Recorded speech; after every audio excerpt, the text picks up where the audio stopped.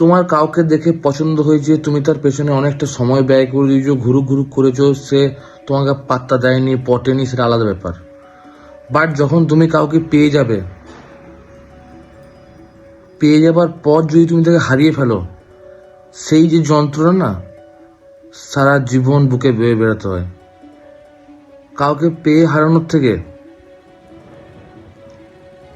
বরঞ্চ এর পেছন তার পেছনে কিছুক্ষণ করে সময় নষ্ট করে দাও, ক্রাশ খাও, ওয়ান সাইডেড লাভ করো। হয় যদি কাউকে পেয়ে যাও, তাকে পুরোপুরি একদম নিজের করে নাও, কিন্তু মাঝপথে তাকে হারিয়ে ফেলো না। ওই যন্ত্রণাটা বুকে নিয়ে সারা জীবন বেড়াতে প্রচুর কষ্ট হয়, যেটা মুখে ওয়ার্ড নেই কোনো বলার, স্পিচলেস।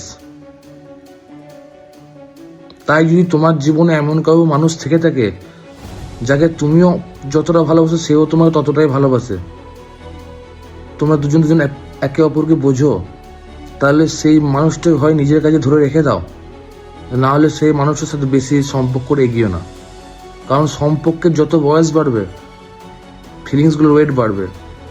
তাই নিজে ভালো থেকো এবং অপরকেও ভিডিওটা শেয়ার করে তাকেও ভালো রাখার জন্য, ভালো থাকার জন্য অনুপ্রাণিত করো। মেয়েদের আর কি, মেয়েরা ভুলে যেতে পারে, কিন্তু একটা ছেলে শর্ট করে ভুলতে পারে না। প্রেমে পড়াটা যত সোজা, প্রেম থেকে বেরিয়ে আসাটা ঠিক ততটাই কঠিন।